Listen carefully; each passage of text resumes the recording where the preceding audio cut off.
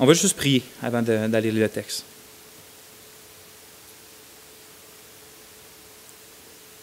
Nous croyons en toi, Seigneur, souverain Dieu du ciel et de la terre, des anges et des atomes, des démons et des pécheurs.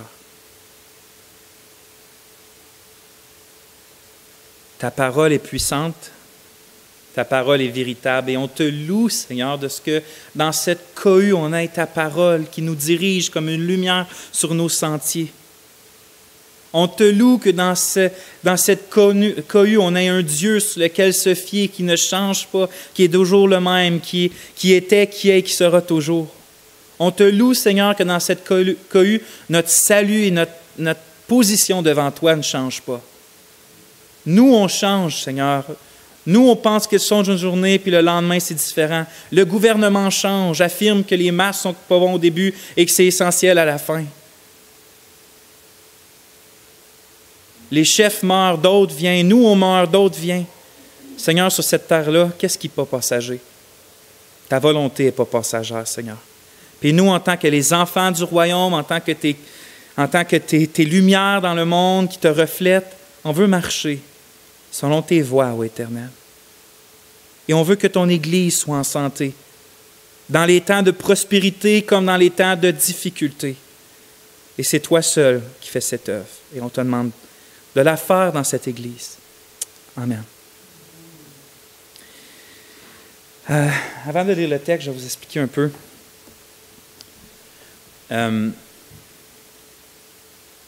On croit à un Dieu qui contrôle tout, donc un Dieu qui contrôle cette pandémie aussi. Elle n'a pas commencé sans sa volonté, et elle ne va pas se terminer non plus sans sa volonté.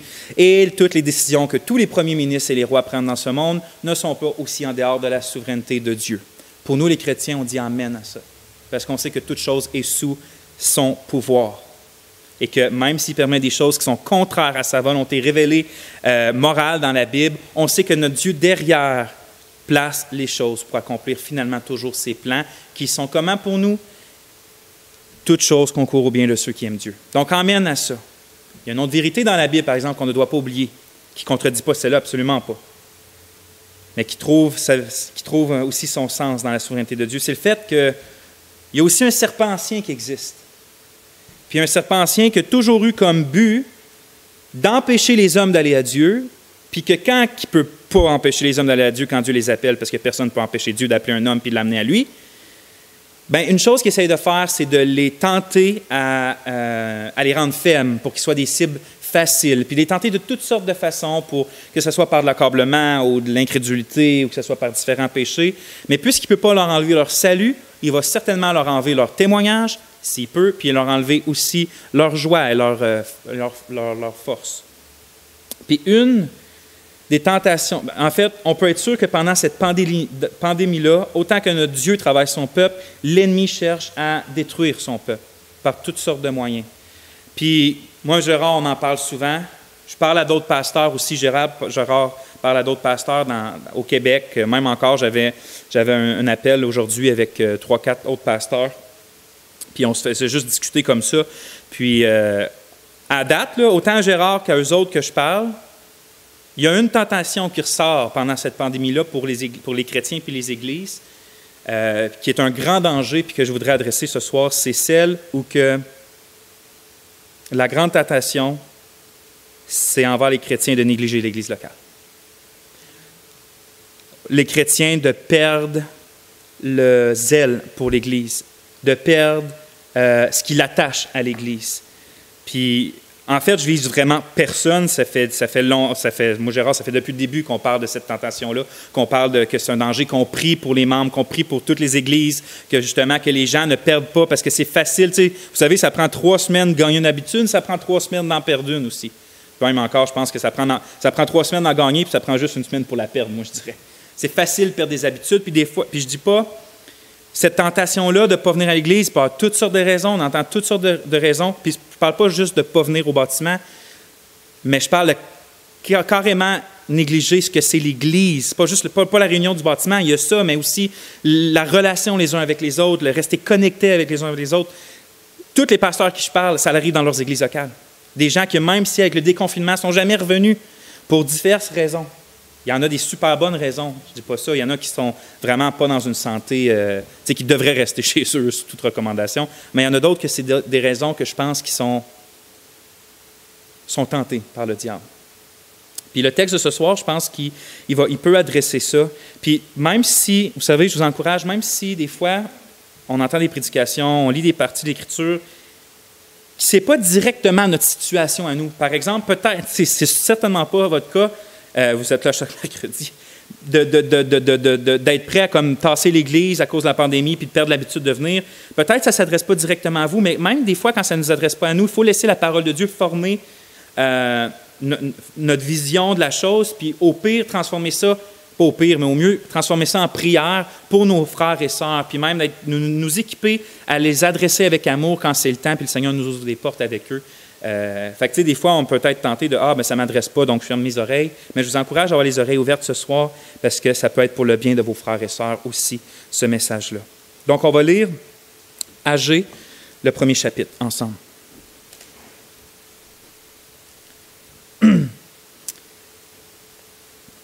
Vous allez voir, mais c'est un peuple aussi qui avait été tenté d'arrêter l'œuvre de l'Éternel pendant des circonstances difficiles. Donc, à partir du verset 1. La seconde année du roi Darius, le premier jour du 6e mois, la parole de l'Éternel fut adressée par Agé, le prophète, à Zorobabel, fils de Shealtiel, gouverneur de Juda, et à Josué, fils de Josadac, le souverain sacrificateur, en ces mots. Ainsi parle l'Éternel des armées. Ce peuple dit, le temps n'est pas venu, le temps de rebâtir la maison de l'Éternel. C'est pourquoi la parole de l'Éternel leur fut adressée par Agé, le prophète, en ces mots. Est-ce le temps pour vous d'habiter vos demeures lambrisées, quand cette maison est détruite? Ainsi parle maintenant l'Éternel des armées. Considérez attentivement vos voies. Vous semez beaucoup et vous recueillez peu. Vous mangez et vous n'êtes pas rassasiés. Vous buvez et vous n'êtes pas désaltérés. Vous êtes vêtus et vous n'avez pas chaud. Le salaire de celui qui est à gage tombe dans un sac percé. Ainsi parle l'Éternel des armées. Considérez attentivement vos voies. Montez sur la montagne, apportez du bois et bâtissez la maison. J'en aurai de la joie et je serai glorifié, dit l'Éternel.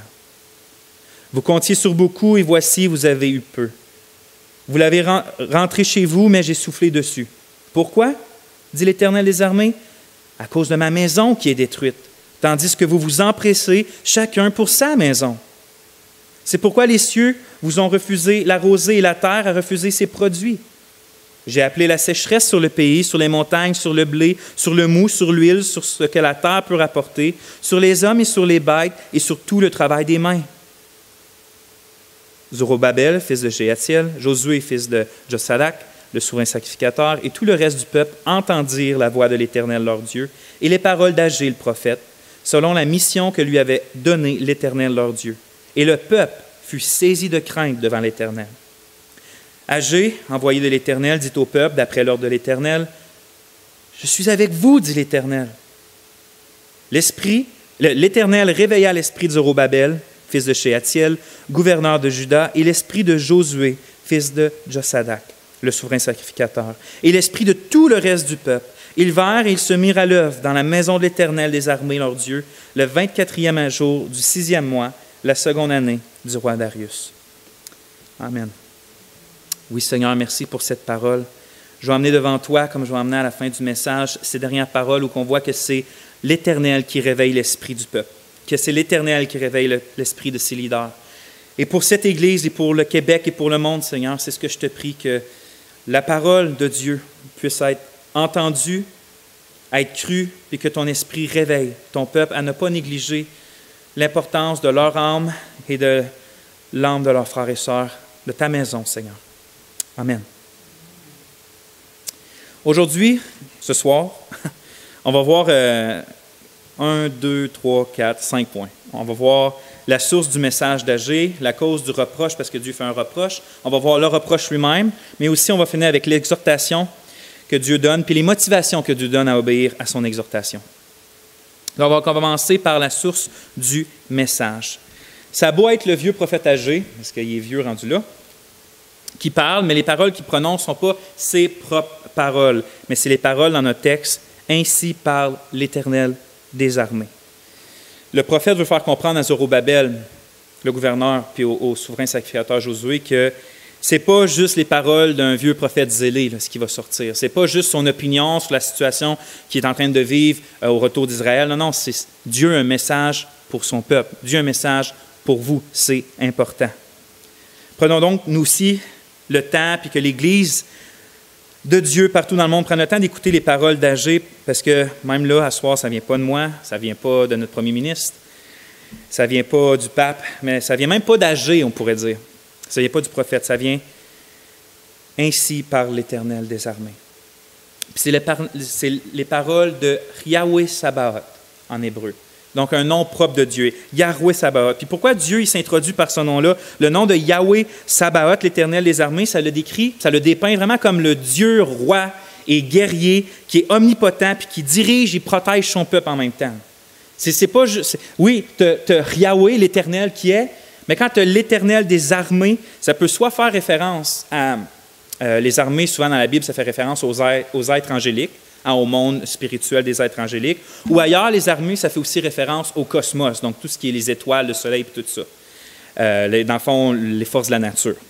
Donc l'idée communiquée, que ce soit un ou l'autre ou les deux, il y a une idée derrière ça, c'est que c'est le Seigneur qui règne sur tous les êtres puis sur toutes choses, que ce soit les terrestres, les célestes ou les cosmiques. C'est lui qui règne sur tout. Il met à exécution sa volonté parfaite, puis il n'y a personne qui peut s'opposer à lui. Puis comme on va le voir plus tard, le peuple a arrêté la reconstruction du temple. Parce qu'il craignait ses ennemis. On va le voir, il y avait de la pression de ses ennemis. Puis en somme, je pense que qu'est-ce que Dieu fait en se présentant, puis en choisissant Yahweh Sabaoth, l'Éternel des armées, c'est comme s'il lui disait, regarde, je suis celui qui te protège et qui combat pour ton bien. Tu n'avais rien à craindre. Écoute ce que j'ai à dire et ne crains plus. Je suis l'Éternel des armées. C'est comme si, regarde qui je suis, regarde et qui celui qui te parle. Puis les paroles qu'on a lues sont donc pas sans importance parce qu'ils ne viennent pas, comme j'ai dit, d'un prophète trop zélé. Elles sont prononcées par le grand roi qui a créé tout l'univers, celui qui détient tout pouvoir sur les anges, sur nos ennemis, celui qui a toute autorité, c'est lui qui règne sur toutes choses, puis c'est lui qui tient notre cœur et notre souffle dans sa main. Donc ainsi, par l'Éternel des armées, à ces paroles-là, l'Église entière et le monde entier, en fait, devrait arrêter puis ouvrir les oreilles avec humilité puis dire, OK, il y a un message important pour nous. Il y a un message important. Qu'est-ce que le grand roi veut nous dire? Deuxième point, la cause du reproche. Qu'est-ce que Dieu dit? Qu'est-ce que l'Éternel des armées dit? Au verset 2-3, on lit « Ce peuple dit, le temps n'est pas venu, le temps de rebâtir la maison de l'Éternel. » Ce peuple, Dieu dit « ce peuple ». Regardez qu'il ne dit pas « mon peuple ». Ce n'est pas que ce n'est pas son peuple. Mais on voit au travers de l'Ancien Testament que Dieu a une certaine habitude, c'est que quand il est en déplaisir avec ce que son peuple fait, il ne l'appelle pas « mon peuple » tout le temps. Ça arrive, mais il va dire soit ce peuple, ou comme la situation qui était passée la plus marquante, selon moi, c'est que quand Moïse s'en va sur la montagne rencontrer Dieu et que le peuple font un veau d'or, se prostitue avec ce faux Dieu-là, Dieu va lui dire à Moïse, « Va, descends, car ton peuple que tu as fait sortir du pays d'Égypte s'est corrompu. » Ton peuple à Moïse. Moïse va répondre, dire, « Ton peuple, Dieu, que tu as fait sortir d'Égypte. » Donc, l'Éternel, on voit que par cette expression-là, il est quand même mécontent avec l'agissement de son peuple. Son peuple, à ce moment, ce qu'ils font, ça lui apporte du déplaisir, ça ne lui apporte pas de la joie. Mais qu'est-ce que Dieu reproche tant aux Hébreux, aux Juifs, pour se détacher d'eux un peu en disant « ce peuple ». C'est que c'est écrit dans notre texte, c'est parce que les Juifs disaient « le temps n'est pas venu, le temps de rebâtir la maison de l'Éternel ». Mais qu'est-ce qui se passait pour que le peuple dise ça? Puis c'est pour ça qu'avoir un peu de contexte, je vais vous résumer un peu ce qui se passe dans Esdras, Néhémie, pour avoir un bon contexte dans lequel Agé a parlé. Dieu avait toujours, vous savez, prévenu Israël que s'il continuait dans le péché, s'il continuait dans l'idolâtrie, dans la désobéissance, bien que ses ennemis, que Dieu allait envoyer leurs ennemis, les prendre, les punir, les déporter, puis les emmener dans leur région, puis le temple allait être détruit, que Jérusalem, Juda, les 10 tribus du Nord, tout ça, ça allait être radié, puis qu'ils allaient aller servir des faux dieux dans leur pays. Dieu a constamment dit ça. Il dit constamment, j'ai envoyé mes prophètes de bonne heure pour vous avertir de ces choses-là. Évidemment, l'histoire biblique montre que le peuple a désobéi constamment à Dieu. Donc, Dieu a fait que Babylone puis les Assyriens ont venu prendre son peuple et les emmener.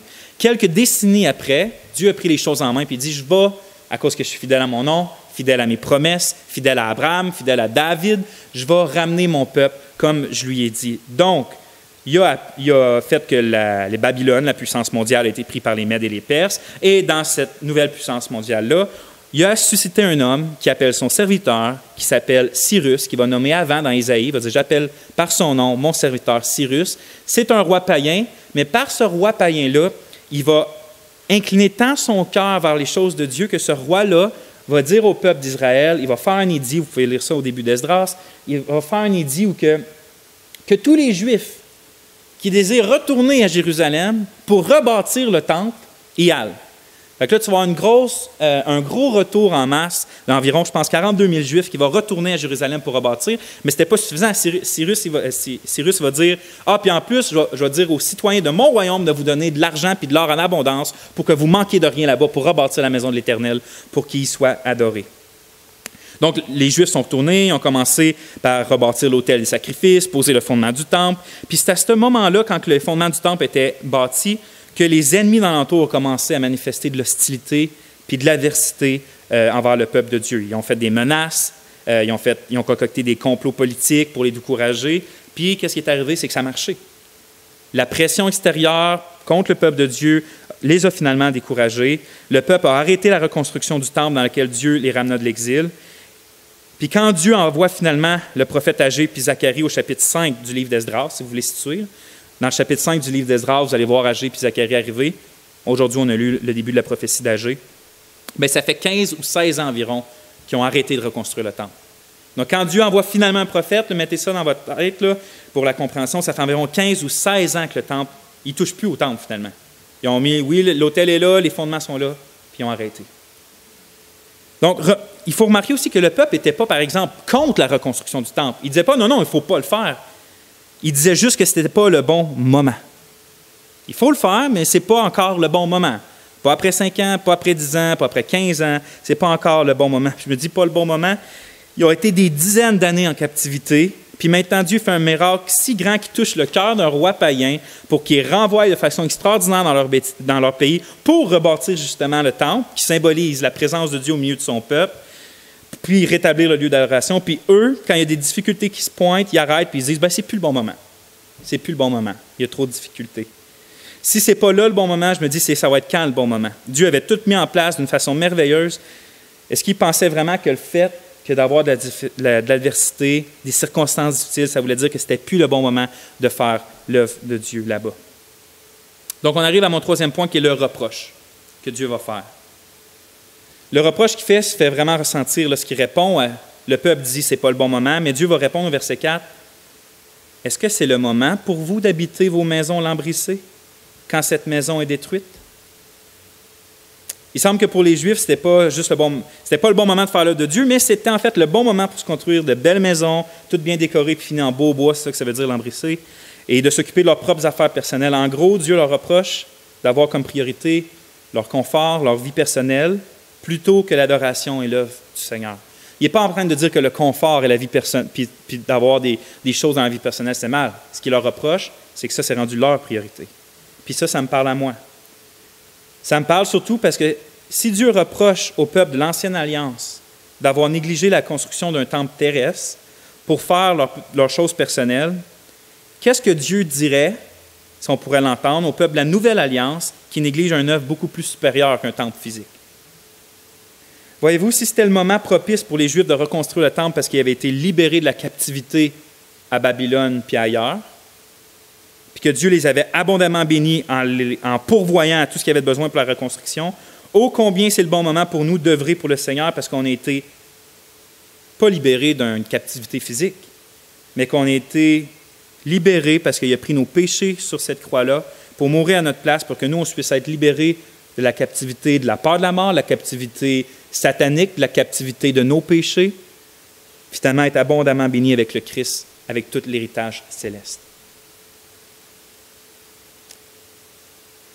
Puis que Jésus nous dit, allez, faites de toutes les nations des disciples. Pas juste annoncer l'Évangile, des disciples. Ça veut dire d'être en église locale, puis de grandir ensemble, puis de s'édifier les uns les autres, de devenir des disciples à la ressemblance de plus en plus à Christ. Jésus dit, allez, allez et faites ça. Frères et sœurs, il n'y a pas d'autre moment Depuis le moment que Christ est ressuscité et qu'il a envoyé son Esprit pour bâtir son Église, chaque jour est le bon moment de faire l'œuvre du Seigneur qui est plus importante que le temple de l'Ancien Testament. C'est maintenant le bon moment de faire l'œuvre du Seigneur, puis l'œuvre que Jésus nous a demandé. Le bon moment, là, c'est pas juste avant la pandémie, puis le bon moment, ça va être pas après la pandémie. Le bon moment, c'est chaque jour pendant la pandémie aussi. L'œuvre du Seigneur, l'Église du Seigneur, chaque jour pendant la pandémie, je dirais même, on devrait être encore plus motivé à faire cette œuvre-là. Il faut apprendre du mauvais exemple du peuple du temps du prophète âgé, puis ne disons pas nous-mêmes que ce n'est pas le temps de faire l'œuvre du Seigneur, puis dans le fond, utiliser le temps qu'on se donne, parce qu'on ne fait pas l'œuvre du Seigneur, à juste se concentrer à faire des belles maisons lambrissées, puis des vies confortables, c'est-à-dire des vies confortables ici sur Terre. Encore une fois, comprenez-moi bien, je ne dis pas que d'avoir certains conforts ici-bas, d'acheter un lave-vaisselle, un micro-ondes, une maison, c'est mal, je ne dis pas ça. Je l'aime bien, mon micro-ondes. Je n'ai pas de lave-vaisselle, mais j'aimerais bien ça. Ce que je dis, c'est que de se concentrer sur nos vies au point de négliger notre mission, c'est-à-dire l'œuvre de Dieu à laquelle on est appelés, tous, l'Église de Jésus-Christ, c'est-à-dire que de se concentrer autant sur nos choses personnelles que de négliger ça, c'est ça qui est mal. C'est quand on inverse l'ordre, comme le peuple. Quand on inverse l'ordre, c'est ça qui est mal. Tu sais, la retraite, l'achat d'un véhicule, d'une maison, tout ça, c'est correct, mais ça devrait être considéré dans l'optique que nous ne sommes pas de ce monde-là puis que Dieu nous appelle à bâtir pour l'éternité, à la vue de l'éternité. Donc, quand on prend des décisions, il faut toujours le faire que notre priorité, ça va être Dieu puis son royaume, puis que ces décisions-là qu'on prend vont nous aider puis pas nous nuire à garder cette priorité-là. Il ne faut pas avoir cette mauvaise tendance-là, puis c'est moi le premier à l'avoir, je le confesse, si j'ai le temps. Si j'ai le temps, on va faire ça. Trop souvent, il faut avouer que on va négliger le temps qu'on aurait pour faire soit de l'évangélisation personnelle là, alentour de nous, mais surtout aussi l'œuvre de l'édification du peuple de Dieu en Église. On va négliger ces choses-là, mais on ne va jamais négliger nos choses personnelles, par exemple. C'est bien rare qu'on va faire ça. On a toujours le temps pour nos choses personnelles, pour notre édification personnelle. Il faut entendre ce que Dieu dit. Est-ce le temps pour vous d'habiter vos demeures lambrissées quand cette maison est détruite? Donc, on a cette mauvaise tendance-là de remettre les choses à plus tard. C'est moi le premier. Mais on ne doit pas faire ça, frères et sœurs. Ma prière, dans le fond, puis quand j'ai préparé ça, c'est que, comment dire? Tu sais, on prie avec zèle, puis j'entends vos prières, que Dieu agisse dans cette Église, que Dieu agisse dans cette ville. Puis la réalité, c'est que Dieu agit vraiment dans cette Église. On en voit des fruits. Donc, s'il y a vraiment quelque chose que ce n'est pas le temps de faire, c'est de négliger l'œuvre de Dieu qu'il fait dans cette Église-là. Surtout pendant ce temps de pandémie-là. Surtout quand nos frères et sœurs sont dans le plus grand besoin. Autant ici que dans le Québec entier, que dans le monde en entier. L'œuvre de Dieu, c'est nous, puis c'est nous ensemble. Donc, on a tous besoin des uns des autres pour grandir dans la foi. Je ne vous apprends pas ça. On a déjà parlé des dons spirituels en masse de messages qu'on a fait là-dessus dans la dernière année, dans l'année d'avant, ou je ne m'en souviens plus quand, les dernières années. Puis voici deux choses qu'on a fait ressortir. Je vous les résume très vite. Les dons spirituels sont donnés par le Saint-Esprit à chacun des croyants. Et deux, ils servent principalement à glorifier Dieu par le moyen de l'édification mutuelle. Juste deux versets, 1 Corinthiens 12, 7. Or, à chacun, ça c'est vous et moi et tous les vrais chrétiens, à chacun la manifestation de l'Esprit est donnée pour l'utilité commune. Un peu plus loin, 1 Corinthiens 14, 12. De même, vous, puisque vous aspirez aux dons spirituels, que ce soit pour l'édification de l'Église, que vous cherchiez à en posséder abondamment. Ça veut dire que si quelqu'un se concentre uniquement sur sa vie personnelle et ne cherche pas à édifier d'une façon ou d'une autre son Église locale avec les dons que Dieu lui a donnés, il prive cette Église-là de ce qu'elle a besoin. Elle va être sans corps, ou elle va être un corps sans œil, ou un corps sans ouïe, ou un corps sans orteil. Ça implique que la seule façon qu'une Église peut fonctionner d'une manière optimale, en pandémie ou pas en pandémie, c'est que tous les véritables croyants s'y trouvent et s'y impliquent, particulièrement dans les moments difficiles. Encore une fois, je ne vise pas juste les cultes dominicales, les cultes du dimanche matin ou les mercredis soirs, mais ce qu'une Église locale est supposée d'être en tout moment, à chaque jour. Sinon, l'Église locale, elle va soit pas bien entendre, elle ne va pas bien voir, elle n'aura pas une bonne ouïe. Vous comprenez ce que je veux dire, une bonne odorat. Puis c'est normal parce qu'il va lui manquer une partie de son corps. Puis là, encore une fois, je répète, avoir une pensée qu'on est équipé par l'Esprit, ça ne veut pas dire qu'on est obligé d'avoir un ministère officiel dans une église locale. Par exemple, quelqu'un peut donner le don de compassion à toi, puis l'Église a tellement besoin de toi parce que tu es une personne particulière qui peut entendre, puis être sympathique à la personne, puis vraiment aimer, puis écouter, puis faire sentir que la personne, il y a quelqu'un qui manifeste la compassion de Dieu pour elle. Mais si tu négliges le rassemblement des frères, puis les frères et sœurs, les appeler, puis communiquer avec eux, bien, tu prives les gens qui ont besoin de cette compassion-là. Donc, tu n'as pas un ministère officiel de compassion dans l'Église locale, mais tu as les dons que Dieu t'a donnés pour les relations qu'on a. Puis si on néglige l'œuvre du Seigneur, mais tu négliges le fait que l'édification des frères et sœurs en nous privant de ce don-là. Donc, on devrait tous être comme des serviteurs qui se posent la question, « Seigneur, comment je pourrais édifier ton Église en ces temps difficiles-là? Comment je pourrais faire ton œuvre, Seigneur, en ces temps difficiles-là? » 4e point, l'exhortation. On va lire les versets 5 à 11 encore. « Ainsi parle maintenant l'Éternel des armées. Considérez attentivement vos voies. Vous semez beaucoup et vous recueillez peu. Vous mangez, vous n'êtes pas rassasiés. Vous buvez, vous n'êtes pas désaltérés. Vous êtes vêtus, vous n'avez pas chaud. Le salaire que celui est à gage tombe dans un sac percé. Ainsi parle l'Éternel des armées. Considérez attentivement vos voies. Montez sur la montagne, apportez du bois et bâtissez la maison. J'en aurai de la joie et je serai glorifié, dit l'Éternel. Vous comptiez sur beaucoup et voici, vous avez eu peu. Vous la rentrez chez vous, mais j'ai soufflé dessus. Pourquoi, dit l'Éternel des armées? À cause de ma maison qui est détruite, tandis que vous vous empressez, chacun pour sa maison. C'est pourquoi les cieux vous ont refusé la rosée et la terre a refusé ses produits. J'ai appelé la sécheresse sur le pays, sur les montagnes, sur le blé, sur le mou, sur l'huile, sur la terre, sur ce que la terre peut rapporter, sur les hommes et sur les bêtes, et sur tout le travail des mains. Au verset 5 et 7, Dieu va dire 2 fois, « Considérez attentivement vos voies. » Littéralement, ça peut être traduit « prenez à cœur », dans le fond. Que ce soit quelque chose là, que vous avez constamment devant les yeux de votre cœur. Dans le fond, Dieu exhorte maintenant son peuple à examiner attentivement les chemins qu'ils empruntent, puis aussi à examiner les résultats qu'apportent les chemins qu'ils empruntent, les voies qu'ils prennent. L'Éternel des armées les invite à mettre chaque aspect de leur vie devant leurs yeux, puis à comprendre ce qui se passe. Il dit, regardez, ne faites pas juste là, faire ce que vous faites, puis sans réfléchir. Réfléchissez à ce qui arrive. Regardez les chemins que vous prenez, puis regardez où ça vous conduit, ces chemins-là, les fruits de vos propres voies. Puis selon les versets qu'on vient juste de lire, on comprend que les 15-16 dernières années du peuple juif, depuis le retour de l'exil, depuis l'arrêt de la reconstruction du temple, je veux dire, ils n'ont pas été faciles. Ils travaillaient fort, mais en retiraient peu. Ils mangeaient puis ils buvaient, mais ils n'étaient jamais rassasiés. Ils vivaient la sécheresse, puis la terre ne produisait que très peu, même si eux travaillaient très fort.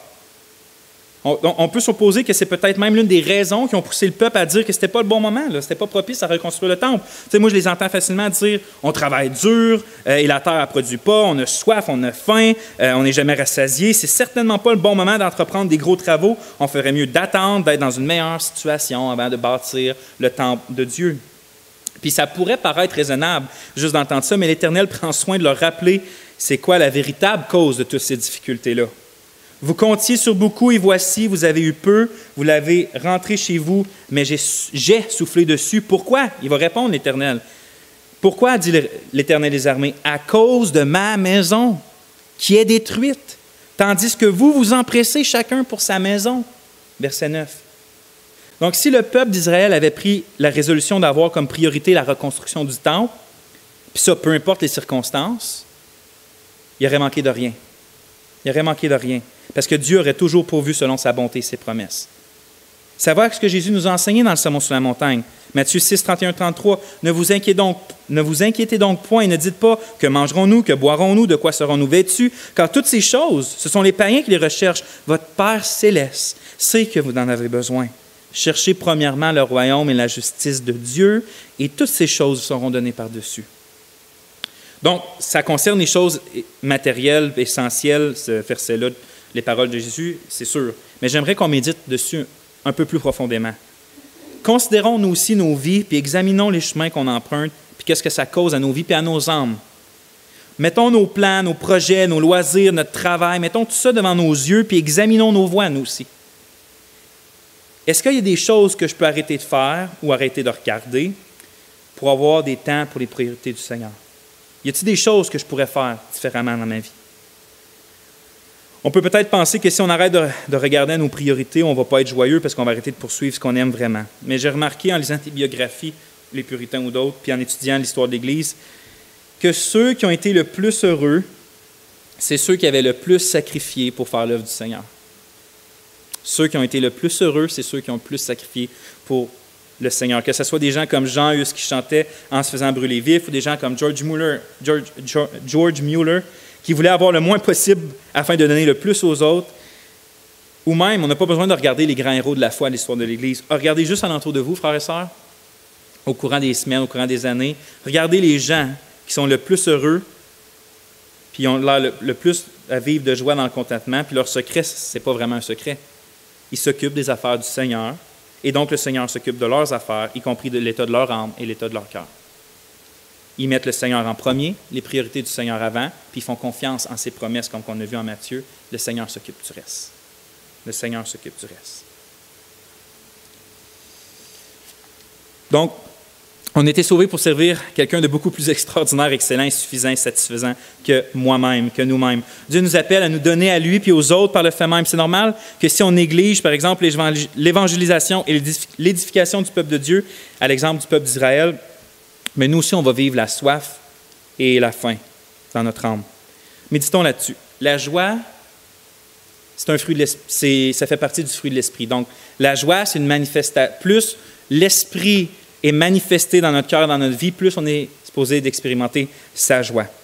Puis l'esprit aime remplir ses enfants. Il n'est pas comme « ouais, quand tu vas être meilleur, je vais te le donner ». C'est quelque chose qu'il aime. Lisez les Actes, vous allez en avoir la preuve que l'esprit aime donner son esprit, donner sa puissance et sa force et son fruit avec abondance dans ses enfants qui font son œuvre, par exemple. L'esprit remplit ceux qui servent pour sa gloire. Puis c'est normal donc que si on néglige l'œuvre du Seigneur pour une quelconque raison, bien pourquoi on devrait s'attendre que l'Esprit nous remplisse, lui qui aime tant l'œuvre du Seigneur? Comprenez la logique? C'est la même chose avec la foi. La foi qui fait partie du fruit de l'Esprit. Des fois, on pense, mais j'ai pas de foi. J'ai pas la foi de George Mueller. Oui, mais est-ce que tu fais l'œuvre de George Mueller? As-tu besoin de la foi de George Mueller d'abord? Ah, mais j'ai pas la foi de l'apôtre Paul puis d'être un martyr. Oui, mais est-ce que tu es appelé présentement à être un martyr? Puis est-ce que c'est ce que tu désires même évangéliser? Vous comprenez? On ne peut pas nécessairement s'attendre puis réclamer tout ce que l'Esprit est quand on ne veut pas, par exemple, aller où l'Esprit veut qu'on aille. On n'a pas besoin de tant de foi que ça quand on passe une soirée à regarder la télévision, par exemple. Jésus a promis à ses disciples que ce serait lorsqu'ils seraient traînés devant les tribunaux à cause de son nom qu'ils n'auront pas à s'inquiéter de ce qu'ils diront, car l'Esprit mettra dans leur bouche à l'instant même ce qu'ils devront dire. De même, Pierre dit que l'Esprit de gloire est sur ceux qui souffrent à cause de son nom. Nous voulons être remplis de l'Esprit, eh bien sacrifions notre temps, notre argent et notre énergie à l'œuvre que l'Esprit veut nous faire, et ne vous inquiétez pas, il va vous remplir puis s'occuper du reste de vos affaires. Point 5, les motivations. Dieu ne donne pas un reproche puis une exhortation à son peuple sans poser un solide fondement sur lequel on peut être motivé. C'est facile de motiver des gens. Ça, c'est facile. Tu as juste à te mettre debout ici puis dire soyez motivés puis donner une bonne exhortation puis tout le monde va partir puis va être motivé. Mais c'est plus dur de garder cette motivation-là quand on part. Parce que ce qui est dur, ce n'est pas de motiver les gens, c'est leur donner un fondement sur lequel leur motivation va pouvoir continuer de marcher puis continuer de brûler. Donc, Dieu, lui aussi, il donne un solide fondement sur lequel notre motivation va être nourrie, va être solide. Puis, il y a ce fondement-là, je le vois comme dans notre texte avec 2 piliers. Le premier, c'est un appui inébranlable, qui est un appui inébranlable pour notre motivation, se trouve au verset 8. On va le lire ensemble. Verset 8, c'est écrit « Montez sur la montagne, apportez du bois et bâtissez la maison.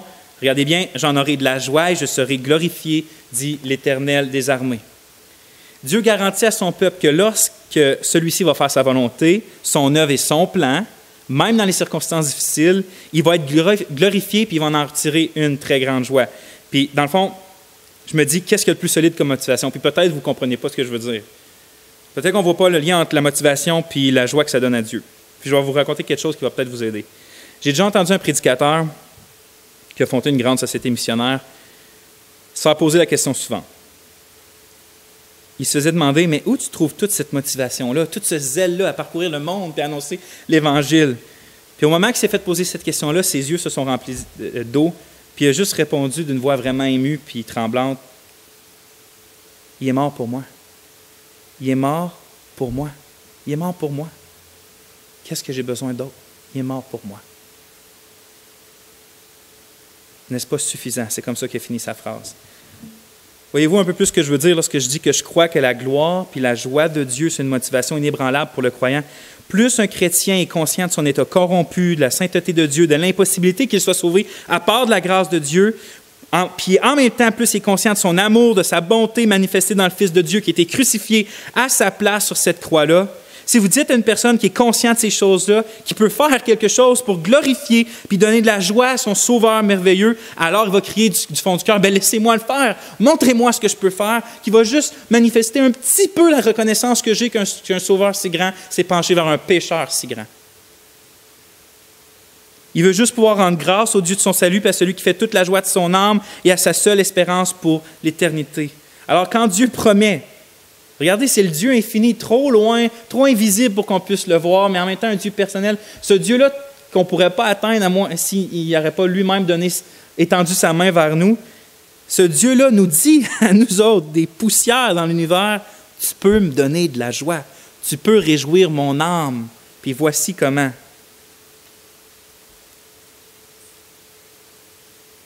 En sacrifiant ton temps, ton énergie, ton argent et ton corps pour accomplir la divine vocation que Dieu t'a faite, qui est de bâtir son temple, pas bâtir son Église, mais d'édifier avec les frères et sœurs son Église. C'est pourquoi si j'avais une seule prière que je pourrais faire, je prie qu'on comprenne puis qu'on saisisse de plus en plus la largeur, la longueur, la hauteur et la profondeur de l'amour de Dieu. On pense souvent que la motivation, puis j'ai fait beaucoup de fois cette erreur-là, les gens qui sont dans le péché puis qui sont non repentants ont besoin souvent de se faire brasser la cabane. Puis Dieu brasse souvent la cabane. Mais les vrais enfants de Dieu, la plus grande force que j'ai découverte dans ma vie puis dans la vie de mes frères et sœurs pour la motivation à même vaincre le péché à la repentance, c'est une plus grande vision de comment Dieu l'aime vraiment. Pensez à ça quand vous allez faire du counseling ou parler à des frères et sœurs qui vivent des moments difficiles. N'oubliez pas de leur montrer, puis d'essayer avec l'esprit de leur montrer comment Dieu les aime. Ça ne veut pas dire d'effacer leurs péchés, mais de les attiser par l'amour. Puis s'ils sont vraiment chrétiens, un non-chrétien va servir de ça pour continuer à pécher. Mais un vrai chrétien va être brisé par l'amour de son Sauveur, il va être motivé à le servir. Peuple de Dieu, le seul et unique Dieu vous aime d'une façon qu'on ne peut même pas imaginer. Il prend plaisir à vous faire du bien. Regardez cette croix-là, puis regardez nulle part ailleurs. Seulement cette croix-là fixe ici votre cœur, puis demeurez là jusqu'à temps que l'Esprit fasse abonder l'amour de Dieu, que le Père, puis que le Fils et que le Saint-Esprit a pour vous manifesté à cette croix-là, qu'il fasse abonder ça dans votre cœur. C'est le premier pilier du fondement, qu'on peut donner de la joie à Dieu. Le deuxième fondement pour notre motivation se trouve au verset 13. Agé, envoyé l'Éternel, dit au peuple, d'après l'ordre de l'Éternel, « Je suis avec vous, dit l'Éternel. » Puis moi, est-ce que ça vous rappelle quelque chose? Moi, ça me rappelle une autre dernière parole qu'on trouve en Matthieu 28, 20.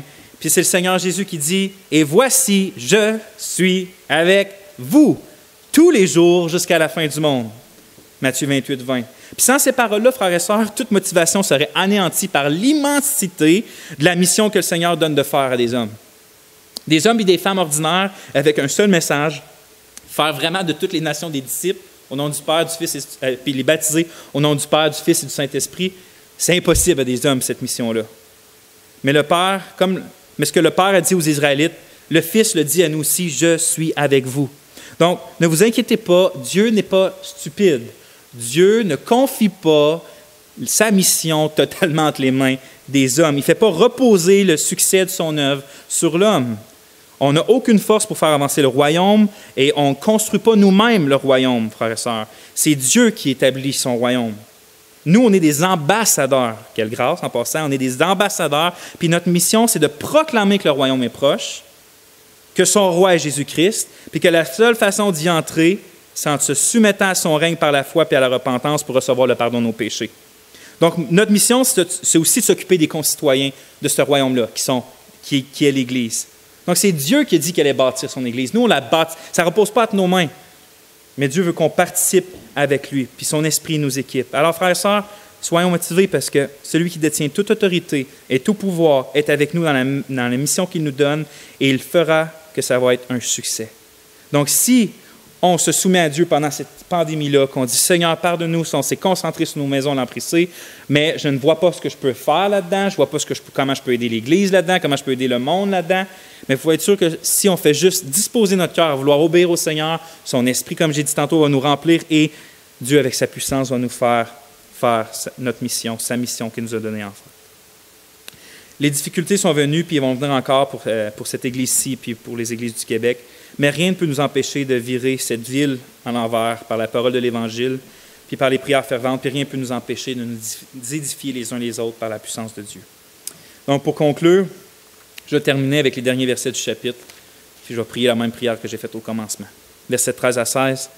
« L'Éternel réveilla l'esprit de Zorobabel, fils de Shealtiel, gouverneur de Juda, et l'esprit de Josué, fils de Jotsadak, le souverain sacrificateur, et l'esprit de tout le reste du peuple. Ils vinrent et ils se mirent à l'œuvre dans la maison de l'Éternel des armées, leur Dieu. » Prions. Seigneur, je veux te remercier d'être celui qui bâtit ton Église, d'être celui qui l'a fait persévérer jusqu'à la fin. Seigneur, on vient à toi parce que l'Église, dans le monde, mais je veux particulièrement parler celle du Québec en ce moment, l'amener devant toi, vit des moments que dans notre génération, on n'a jamais vécu. Seigneur, je pense surtout à mes frères et sœurs qui pour une raison ou d'une autre, négligent l'Église locale, puis qui sont des proies faciles maintenant pour le lion qui rôde, cherchant à dévorer sa proie. Seigneur, je te prie qu'on puisse avoir, nous, la sagesse et l'amour de leur communiquer des grâces, mais qu'eux aussi puissent avoir par ton esprit le zèle de revenir, rebâtir ta maison, Seigneur. De venir être la maison de prière et d'adoration qu'on est en tant qu'Église locale. Seigneur, je te prie de protéger ton peuple, de sanctifier ton peuple pendant ce moment-là. Oh, donne-nous la sagesse, mais comme on vient de le lire, toi seul fais autant la régénération, mais aussi toi seul réveille l'esprit de ton propre peuple. Toi seul crée des réveils en ton peuple. Père, réveille ton peuple au Québec. On t'en prie dans le nom de Jésus. Amen.